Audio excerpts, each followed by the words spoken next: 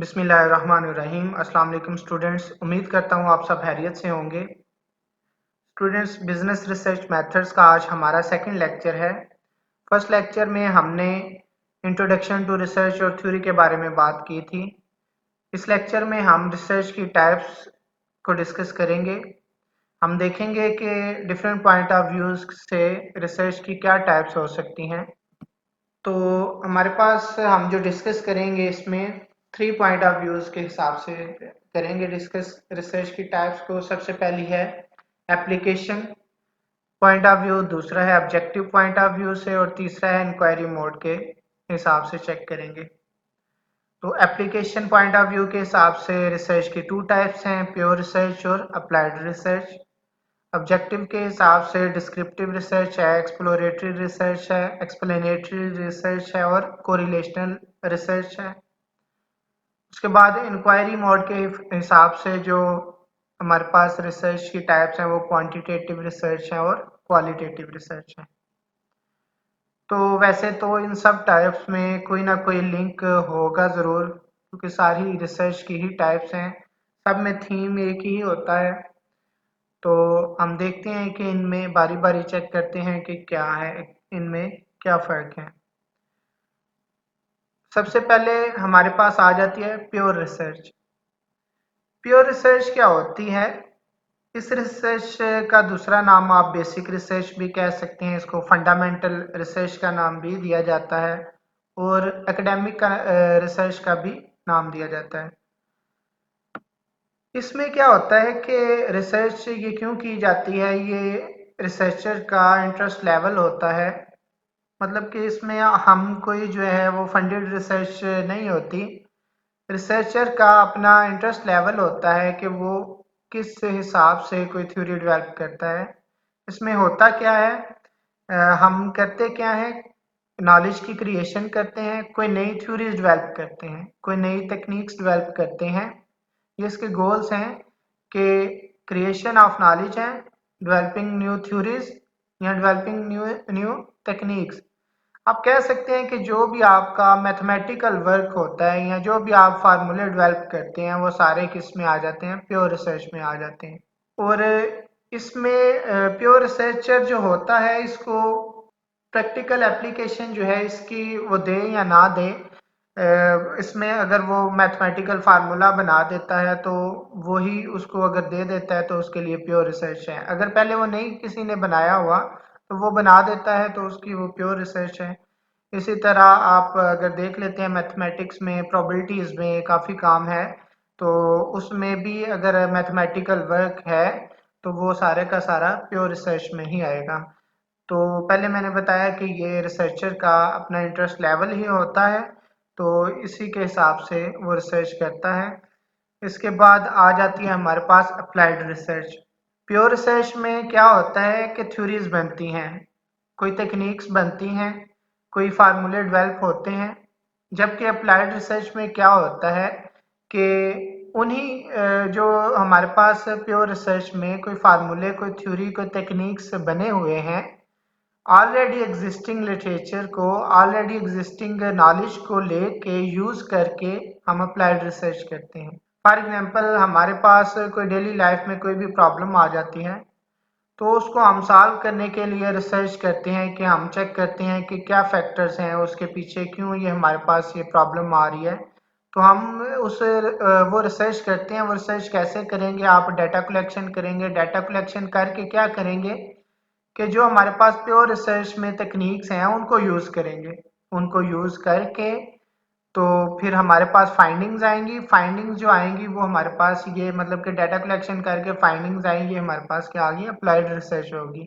तो इसके गोल्स क्या हैं कि सॉल्व पर्टिकुलर प्रॉब्लम। कोई भी हमारे पास कोई प्रॉब्लम होती है, सामने आती है, फेस करते हैं, उसके ऊपर ये रिसर्च की जा सकती है। कोई पॉलिसी की हम प्रिडिक्शन करते हैं, कोई पॉलिसी बनाते हैं, उसके बारे में ये अप्लाइड रिसर्च उसमें भी यूज़ हो सकती है। ज़्यादातर ये सोशल साइंसेज में यूज़ की जाती है। तो एग्जांपल के तौर पे आप कह सकते हैं कि एक फॉर एग्जांपल बिजनेसमैन है, वो मार्केट में वो रिसर्च करके मार्केट से आइडिया लेना चाह रहा है कि क्या वो इस मार्केट में कोई इन्वेस्टमेंट करे या ना करे, उसको लॉस तो नहीं हो जाएगा। तो वो क्या करेगा कि किसी मार्केट में, किसी स्पेसिफिक मार्केट में जिधर उसने रिसर्च करनी है, उसी उधर से ही पहले इंफॉर्मेशन कलेक्ट करेगा। वो इंफॉर्मेशन कलेक्ट करके, फॉर एग्जांपल वो न्यूमेरिक इंफॉर्मेशन है, वो उसने डाटा ले लिया। जब डाटा ले लिया तो फिर वो क्या करेगा करेगा उसके ऊपर कोई तकनीक अप्लाई करेगा। जो ऑलरेडी तकनीक्स डेवलप्ड हैं वो तकनीक अप्लाई करेगा। वो तकनीक अप्लाई करके फिर कोई फाइंडिंग्स आएंगी उसके पास, तो वो किसी ना किसी रिजल्ट के ऊपर पहुंच जाएगा कि मैं वो उधर इन्वेस्ट करूं या ना करूं। जो भी उसका क्वेश्चन था वो उसको सॉल्व कर सकता है उसके थ्रू। उसके बाद है कि एक और एग्जांपल आप अगर ले लें, एक ऑर्गेनाइजेशन है वो चेक करना चाह रही है एफिशिएंसी कंपनी की कि क्यों हमारे एम्प्लॉयज सही काम नहीं कर रहे या कि हमारी प्रोडक्शन नहीं ठीक हो रही। तो वो क्या करेंगे, किसी एक रिसर्चर को या कंसल्टेंट को वो हायर कर लेंगे और उसे बोलेंगे कि ये चेक करें कि क्या फैक्टर्स इसमें आ रहे हैं कि हमारी प्रोडक्शन नहीं आ रही। तो वो रिसर्चर क्या करेगा, वो चेक करेगा, उधर से ही इंफॉर्मेशन लेगा।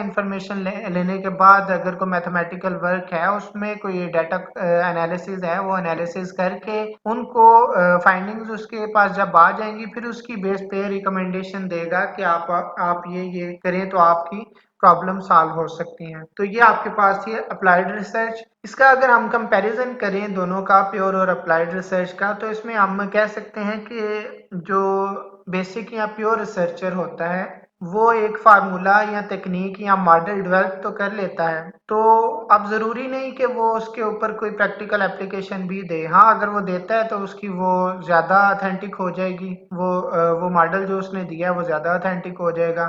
अगर वो मैथमेटिकल वर्क कर भी दे, अगर वो बस मैथमेटिकल वर्क ही करता है तो वो फिर भी उसकी प्योर रिसर्च में ही आएगी। जबकि अप्लाइड रिसर्च में क्या होता है, रिसर्चर को उस वो तकनीक अगर उसने यूज़ करनी है तो वो तो उसकी अपनी नहीं है। तो इसके लिए क्या वो रिसर्च होगी, इसके लिए रिसर्च यही होगी कि इसने डाटा कलेक्शन करके लाया, उसको तकनीक्स को अप्लाई करके तो कोई ना कोई उसमें से फाइंडिंग्स हासिल करे। तो एक ये हो गया कि प्योर रिसर्चर जो है वो बेशक उसके ऊपर किसी प्रॉब्लम के ऊपर उसको अप्लाई करे या ना करे, लेकिन अप्लाइड रिसर्च में वो ज़रूर किसी प्रॉब्लम के ऊपर अप्लाई होगी।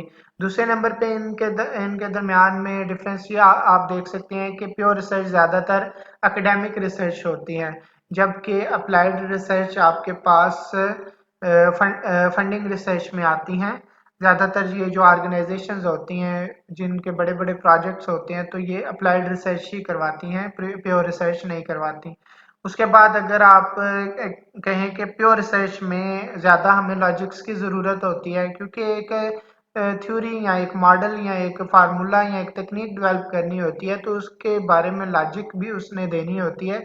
जबकि अप्लाइड रिसर्च में लॉजिक्स नहीं होती। हम बस क्या करते हैं कि जो एग्जिस्टिंग थ्योरी होती है उसी के ऊपर अप्लाई करके हम अपने बस प्रॉब्लम्स को सॉल्व कर लेते हैं।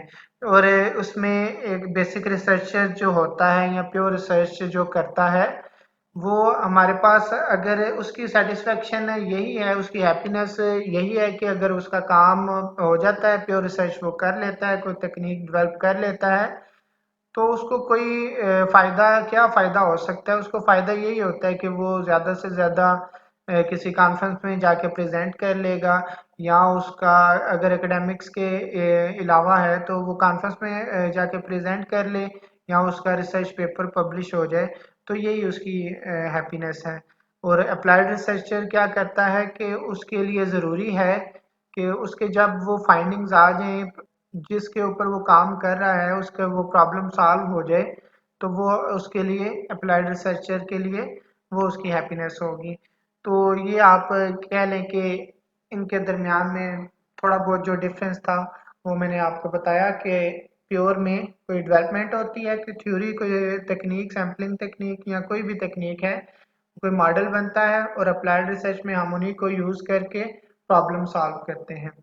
इसके बाद अप्लाइड रिसर्च की कुछ टाइप्स हैं जिनमें एक्शन रिसर्च है, इम्पैक्ट असेसमेंट है, वैल्यूएशन रिसर्च है।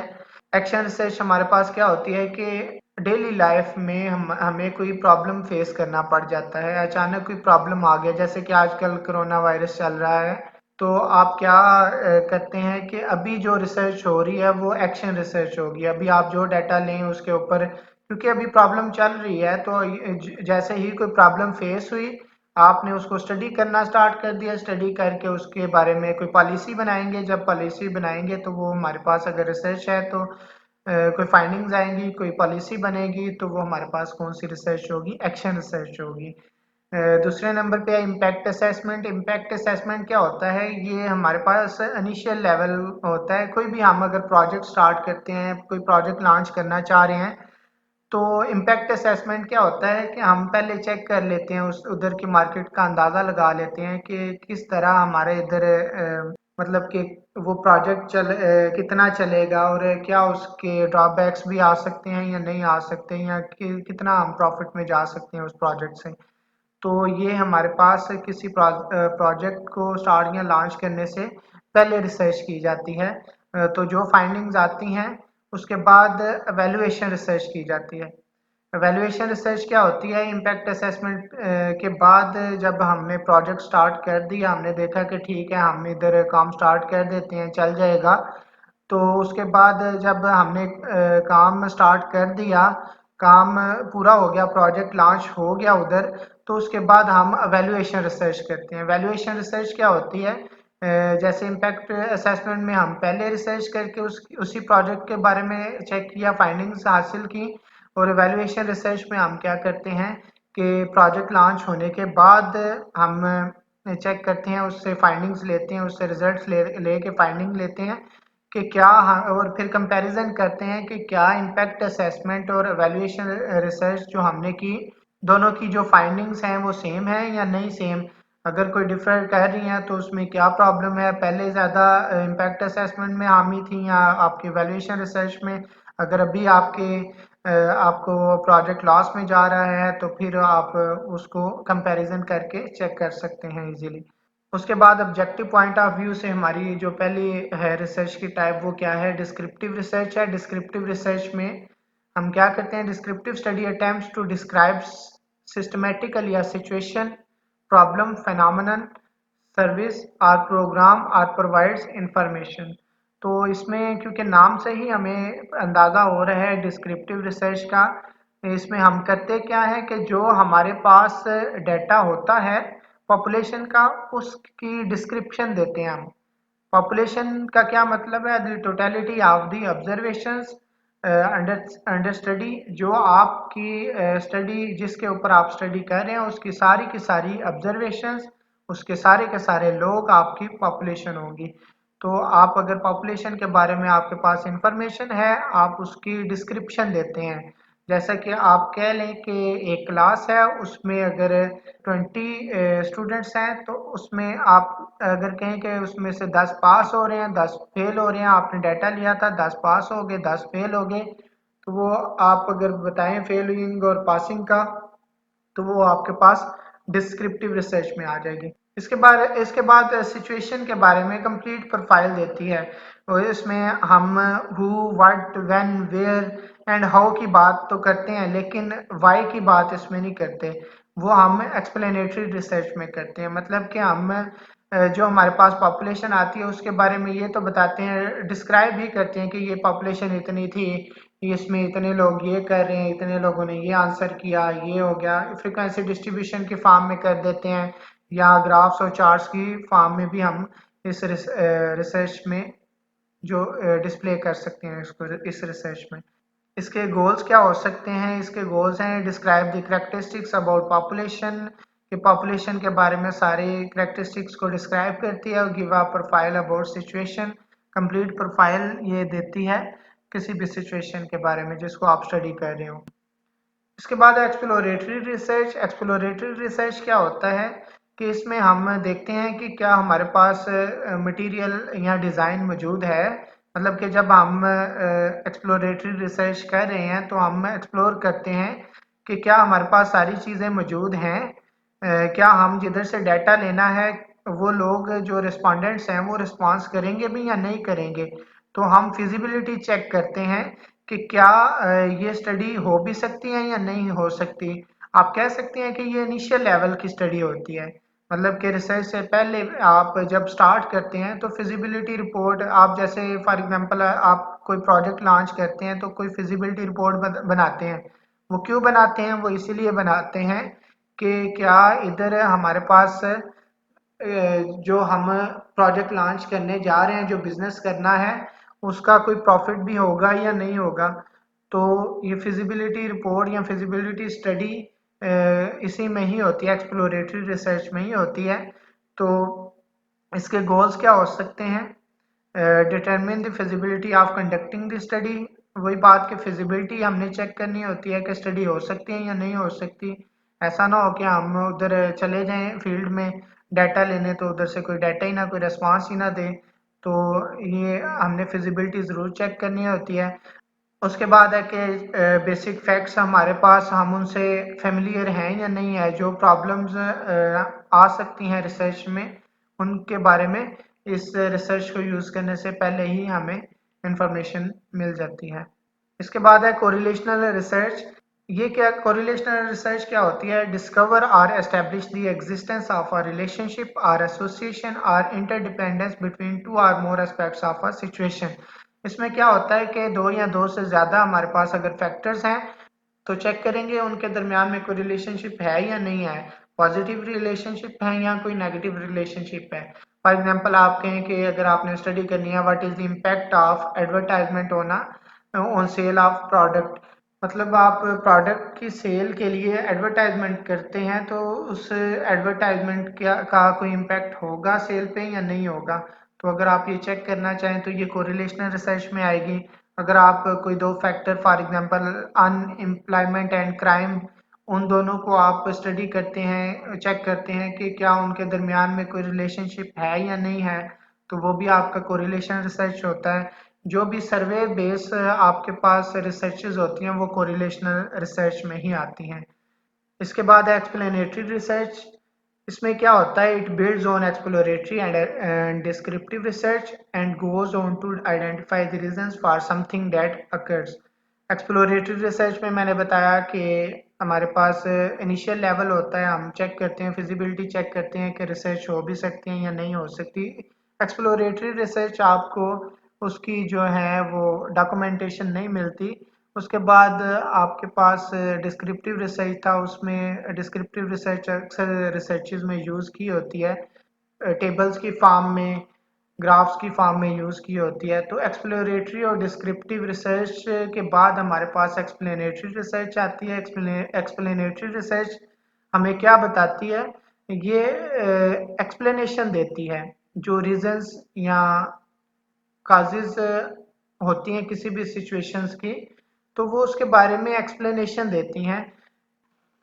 तो इस रिसर्च का बेसिक पर्पस ये है कि जो हमें चीज़ें नज़र आ रही होती हैं तो उसकी एक्सप्लेनेशन देते हैं। जहाँ डिस्क्रिप्टिव रिसर्च में व्हाट, हाउ, व्हेन की बात की थी मैंने, इसमें हम क्या करते हैं? वाई की बात करते हैं। मतलब कि डिस्क्रिप्टिव रिसर्च में सिर्फ ये बताया जाता है कि इतने लोग ये कर रहे हैं और इतने लोग ये नहीं कर रहे। और लेकिन एक्सप्लेनेटरी रिसर्च में हम क्या करते हैं? आगे से पूछते हैं कि क्यों इतने लोग वो काम नहीं कर रहे। जैसे कि एग्जांपल है कि 10% of the parents abuse their children, whereas the explanatory research में क्या होगा? Why parents abuse their children, मतलब कि आगे से क्वेश्चन अराइज हो गया कि why parents abuse their children, तो आगे से इसकी रिसर्च जो है एक्सप्लेनेटरी रिसर्च में आएगी। इसके गोल्स क्या हो सकते हैं? Give reason that why things happen, provide explanation about any phenomena, हम रीजंस भी देते हैं और उसके बारे में एक्सप्लेनेशन भी देते हैं। उसके बाद हमारे पास इंक्वायरी मोड के हिसाब से जो टाइप्स हैं वो हैं, सबसे पहले है क्वांटिटेटिव रिसर्च, उसके बाद क्वालिटेटिव रिसर्च पे बात करेंगे। क्वांटिटेटिव जैसे कि नाम से जाहिर हो रहा है कि क्वांटिटेटिव क्वांटिटी से निकला है। क्वांटिटेटिव वेरिएबल कौन सा होता है हमारे पास?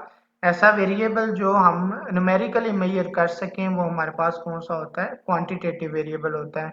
फॉर एग्जांपल आप कह लें कि इनकम है, वो आपके पास न्यूमेरिकली मेजर की जाती है, वो आपके पास क्वांटिटेटिव वेरिएबल है। एज है किसी पर्सन की तो वो भी आपके पास क्वांटिटेटिव वेरिएबल में आ जाता है।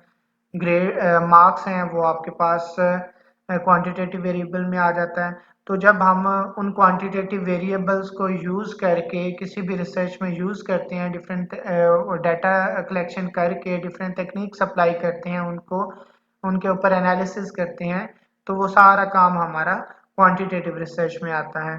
क्वांटिटेटिव रिसर्च का डाटा कलेक्शन हम कैसे कर सकते हैं, सेकेंडरी डाटा भी यूज़ होता है। सेकेंडरी डाटा कौन सा होता है और प्राइमरी डाटा कौन सा होता है? प्राइमरी डाटा ऐसा डाटा होता है जो आपने खुद कलेक्ट कर रहे हैं, मतलब कि सर्वे करके आप या क्वेश्चन आप जाते हैं फील्ड में, क्वेश्चन लेके आपने क्वेश्चन लिखे हुए हैं, उसके ऊपर आप डाटा कलेक्शन करके ले आते हैं, तो वो आपके पास क्वांटिटेटिव डाटा आ जाएगा। दूसरे नंबर पे आप का जो प्राइमरी डाटा है वो कैसे आ सकते हैं, आप थ्रू टेलीफोनिक भी कर सकते हैं। इसके डिफरेंट सोर्सेज हैं, आप टेलीफोन के ज़रिए भी कर सकते हैं, किसी को ईमेल कर दें, क्वेश्चनियर के ज़रिए हो गया, या आप कोई पर्सन को भेज देते हैं वो डाटा कलेक्शन कर लाए। तो ये हमारे पास डाटा के प्राइमरी डाटा के सोर्सेज हैं। प्राइमरी डाटा ऐसा डाटा जो कि फर्स्ट टाइम यूज़ हो रहा हो, आप फर्स्ट टाइम यूज़ कर रहे हो, आपने खुद कलेक्ट किया हो या करवाया हो, तो वो आपके पास प्राइमरी डाटा होगा। और सेकेंडरी डाटा कौन सा होगा? ऐसा डाटा जो आपने खुद कलेक्ट नहीं किया, आप किसी वेबसाइट से ले रहे हैं, वो आपके पास क्या होगा? Secondary data. तो अगर न्यूमेरिकल डाटा कोई भी है, आप उसको यूज़ करते हैं, उसको किसी भी प्रॉब्लम के लिए एनालिसिस करते हैं, तो आपका क्वांटिटेटिव रिसर्च में आएगा। उसके बाद क्वालिटेटिव रिसर्च है। क्वालिटेटिव रिसर्च हमारे पास ज़्यादातर सोशल साइंसेज में ही यूज़ होती है। इसमें हम क्वालिटेटिव वेरिएबल्स, जो क्वालिटेटिव डाटा होता है, उसको यूज़ करके हम डिफरेंट थ्योरीज देते हैं। हम इसमें करते क्या है, डिफरेंट फैक्टर्स को एक्सप्लोर करके उन फैक्टर्स के बारे में थ्योरेटिकल एक्सप्लेनेशन दे देते हैं। तो इसमें हमारे पास अगर हम देखें क्वालिटेटिव रिसर्च में क्वालिटेटिव डाटा आता कैसे है। क्वालिटेटिव डाटा को जैसे कि मैंने बताया कि क्वांटिटेटिव डाटा होता है जो क्वांटिटी, जो न्यूमेरिक बेस होता है। क्वालिटेटिव डाटा जो आपके पास होता है वो क्वालिटी वाइज होता है। इसमें कि आप एग्जांपल इस तरह ले सकते हैं कि जेंडर आपके पास है, क्वालिटेटिव वेरिएबल है। जो भी कैटेगरीज की फॉर्म में डाटा होगा, क्वालिटेटिव डाटा होगा आपके पास। तो जेंडर है, आप कह सकते हैं कि कोई भी ब्रांड्स हैं, उनके ऊपर आपने रिसर्च करनी है, उनकी क्वालिटी के बारे में आपने कोई बताना है, तो आप उस पर क्वालिटेटिव रिसर्च करेंगे। तो क्वालिटेटिव डाटा इंटरव्यू से आ सकता है। ऑब्जर्वेशन, आप जो आपकी जो पॉपुलेशन है उधर आप चले जाएं, आप ऑब्जर्व करें चीज़ों को, तो आप उसके बारे में थ्योरी दे दें, तो वो आपके पास ऑब्जर्वेशंस के साथ डाटा आ गया। उसके बाद ग्रुप डिस्कशन, आप बैठ जाएं, लोगों के दरमियान डिस्कशन करें उस टॉपिक के बारे में जो आप जिसके ऊपर आप रिसर्च करना चाह रहे हैं, तो आपके पास उस हिसाब से भी क्वालिटेटिव डाटा आ सकता है। इसके बाद इनके दरमियान में क्या फ़र्क है क्वालिटेटिव और क्वांटिटेटिव रिसर्च में? तो क्वालिटेटिव रिसर्च जो होती है वो टेक्स्ट बेस होती है, जैसे कि मैंने बताया कि थ्योरी बेस होती है, जबकि क्वांटिटेटिव रिसर्च हमारे पास न्यूमेरिक बेस होती है, क्योंकि इसमें क्वांटिटी से रिलेटेड ही डाटा होता है। तो क्योंकि ये टेक्स्ट बेस होती है, इसमें स्टैटिस्टिकल टेस्ट नहीं यूज़ किए जाते हैं, जबकि क्वांटिटेटिव रिसर्च में स्टैटिस्टिकल टेस्ट यूज़ किए जाते हैं एनालिसिस में। इट हैज़ लेस जनरलाइजेबल, ये हम जनरलाइज नहीं कर सकते, क्योंकि जो हमारे पास फिनोमेनन हो उसी के बारे में ही हम थ्योरी देते हैं। इट हैज़ मोर सिंप्लीफिकेशन, इस क्वांटिटेटिव में उसके हिसाब से ज़्यादा सिंप्लीफिकेशन होती है। उसके बाद है कि इसमें हम थ्योरी और हाइपोथेसिस तो बनाते हैं क्वालिटेटिव रिसर्च में, लेकिन उनको टेस्ट नहीं करते। जबकि क्वांटिटेटिव रिसर्च में डाटा जो हमारे पास होता है, उसको हम जो भी हमारे पास थ्योरी या हाइपोथेसिस हमने बनाया होगा उसको हम टेस्ट भी करते हैं। जबकि क्वालिटेटिव रिसर्च में क्या करते हैं कि सिंपल उस वो थ्योरी की बेस पे ही एक्सप्लेनेशन दे दी जाती है।